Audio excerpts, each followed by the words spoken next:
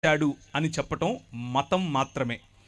కానీ మత ప్రాతిపదిక నుంచి కొద్దిగా పైకి లేచి దేవుని రాజ్యం అన్నటువంటి ప్రాతిపదికలో దేవుని వాక్యాన్ని గనక అర్థం చేసుకుంటే చాలా సులువుగా అరటిపండు ఒలిచి నోట పెట్టినట్లుగా చాలా సులువుగా సరళంగా మనకు అర్థమవుతుంది.